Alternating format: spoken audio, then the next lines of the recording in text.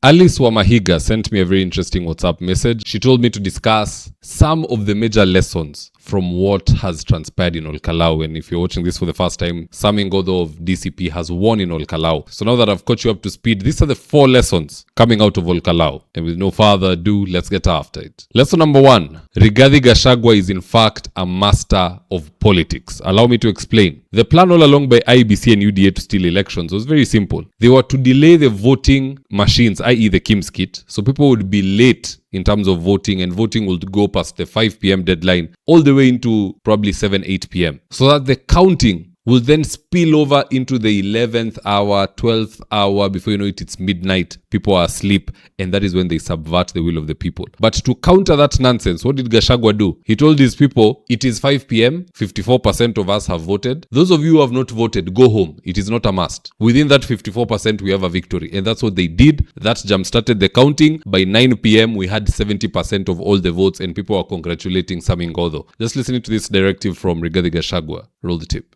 I am told IBC now is compromised. They are delaying the voting. It has become very slow, so that after 5 o'clock they can extend the voting time so that the counting can start when it's dark. My instructions to our voters is that the polling centers must close at 5. If you have not voted at 5, don't bother to vote, so that we start the counting at 5. Go and join the people who are barricading the polling station and making sure there is no interference. I don't want any voter who is delayed past 5 o'clock to insist on voting, because what IBC has done, voting was going on very well. About 55% has voted, and it's good. If there was not this disruption for the last 3 hours, the voter turnout was likely to be more than 70%. But 54% is good enough.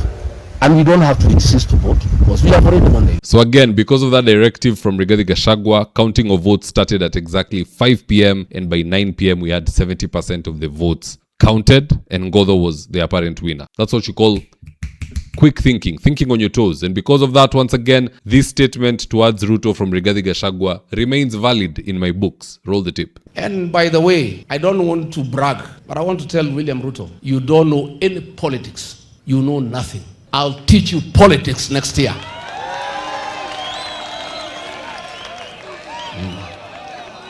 Lesson number 2, pride comes before a fall. This is what pompous Dennis Itumbi was saying moments before the votes were counted. Traitors.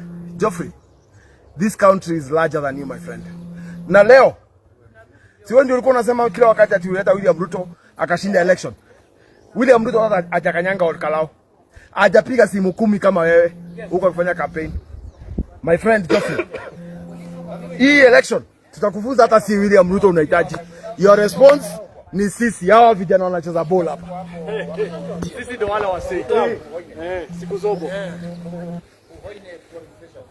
It's not just Itumbi, this is the nonsense that Kimani Ichung'wah was posting on X, and I quote, Rigathi, Kenya's goon number 1 is watching as his imaginary kingdom built around violence and ethnic bigotry crumbles. He mobilized goons from as far as Nairobi to met out violence on the people of Olkalau to intimidate them to vote his way. His scheme of violence nipped in the bud. He feels exposed to be seen for what he really is, a goon with no agenda for Kenya other than running his mouth endlessly. His now is classical reverse psychology. Kenyans now know you for who you are. Surprise, surprise, Kimani Ichung'wah, Kenyans now know you for who you are. You're trying to say the people of Mlima who voted for DCP, it's because of meted violence from Rigathi. Just shut up. Kuna saa ingine unaambianga tu mtu funga mdomo na upotelee huko. Either way, you spoke too soon na nyi wote mmepoteza. Pride comes before a fall. Na hii kiburi ya Ruto na hii kikundi yake, wembe ni ule ule. Lesson number 3, and this has, I don't even know why I put this as number 3, but it's the third one. Ruto was played by the entire mountain. And I'm not talking about the voters. Hiyo ni obvious. Wale walikuwa wanapewa mkate, sijui mattress, mshikaji, nini, gas, yet they go vote for DCP. Sahau how. Those are not the ones I'm talking about. I'm talking about the leaders from Lima Kenya who are in UDA, who are also anti-Rigathi Gashagua. Mimi siamini ya watu wako na Ruto 100%. They did the math, wakagundua rais ni mkono gamu. Hakuna maendeleo anapeleka kwa mlima or anywhere for that matter. They're just eating. The only time huyu jamaa atatoa pesa, it is when he is worried that my own political life is on the line. And it's not even his political life. His own political pride. Hataki kuonekana amepoteza ati huko Olkalau. So Moses Kuria sat and said, huyu jamaa vile namjua na hii kuwa mkono gamu, lakini bado vile anajipenda, we can use this. to better the mountain. Moses Kuria exposed that they have spent 10 billion in Olkalau. Do you think that is a loss for Moses Kuria? Si Moses Kuria ni mtu wa nyumbani, ni mtu wa murima, mudu wa nyumba. Si yeye anafurahia kusikia 10 billion imetumika Olkalau? Hata kama aishi hapo, si ni murima bado? So Ruto was played. All these people from Mlima Kenya, pande ya Gashagua, pande ya serikali, wamecheza rais. It is not just wale walikuwa wanachukua gas ni walimcheza. Why is there no other by election ambaye spending imekuwa this high? ... Huyu ambaye anajiita daktari kumbe hajasoma sana na ajui kusoma temperature, watu ndo wamemsoma. Lesson number 4, Mlima Kenya is not Western Kenya. In Western Kenya we had a useless candidate in the Malava by election. The guy was called Panyako. Na wakati kura yake iliibwa, this is what he was doing.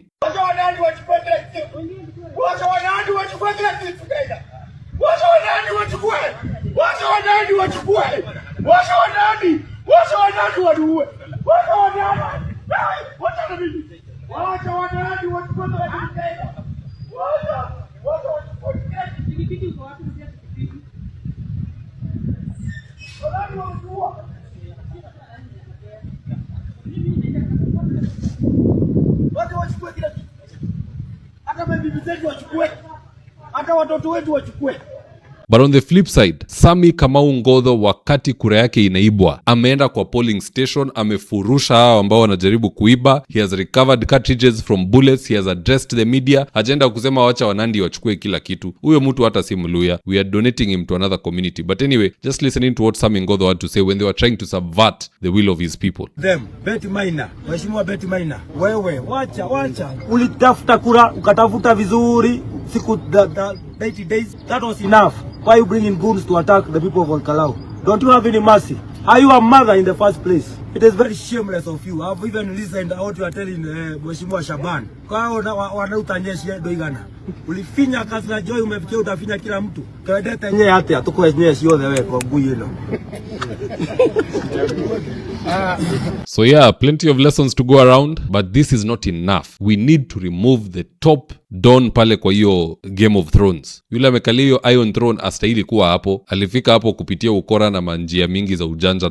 So we must cleanse this government. We must get a new fresh government which listens to the people. And me, I don't actually hate Ruto personally. I just hate liars. So kama Ruto tunamngatua na mwenye anakuja ni pumbavu hata kuliko mwenye alitoka, pia huyo ende one term. That is the consensus we have amongst each other as Kenyans. It's nothing personal. You joke with us, you go home. The next one jokes with us, you go home. Mwingine hata tuna impeach katikati until we get people who fear us. So when you talk to us during campaign and you tell us you're going to do A, B, C, D, that's exactly what you go and do once you're sworn into office. But let me not take too much of your time. You know, I'm known for doing short analysis and I'm kind of in a mood to rant here. But be that as it may, guys, that's just my opinion. Do drop me your comments in the comment section below and I'll do best to read them and to give you a response. So with that, here today's Ads the Day. Enhance your credit management skills at the Kenya School of Credit Management. They offer a 4-month online course where you get to learn credit analysis and relationship management, a highly sought after skill in our current leading market. To get started, call 0727 499 561 or 0722 712 669 or visit www.creditschoolmanagement.net. Register now ahead of the July 2026 cohort.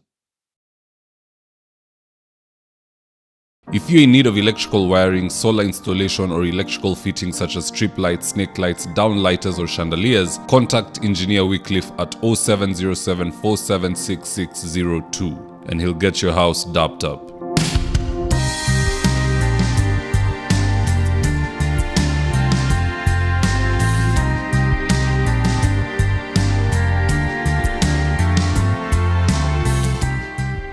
If you're here for the first time, please go on and hit the subscribe button. And if you're watching for a different platform, just head on over to YouTube, search for Mzitowafula. Hit the subscribe button, you're going to be getting a ton of content of this nature. If politics is something you're passionate about, this is definitely the one channel that you really need to subscribe to. Alright guys, adios.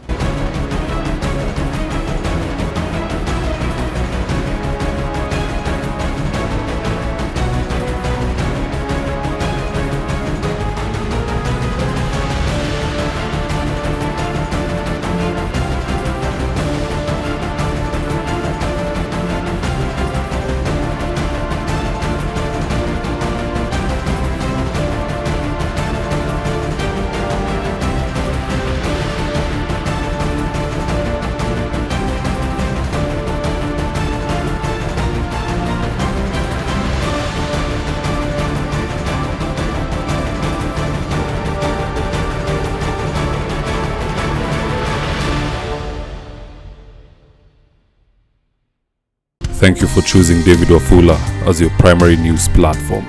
We put countless hours in research, recording, and editing.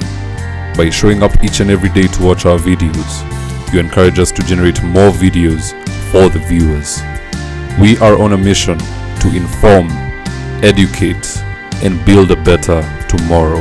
To our thousands of followers in a world full of presidents, kings, and queens, you are the real gem. Adios.